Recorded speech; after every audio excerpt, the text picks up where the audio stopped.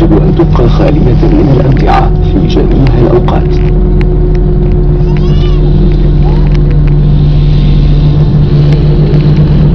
لأسباب أمنية لا يسمح باستخدام أي معدات إلكترونية أثناء الإقلاع والهبوط. المعدات الإلكترونية مثل الهاتف المحمول لا يمكن أن تستخدم أثناء الرحلة. للمزيد من التوجيهات يمكنكم الاستفسار من طاقم الطائرة.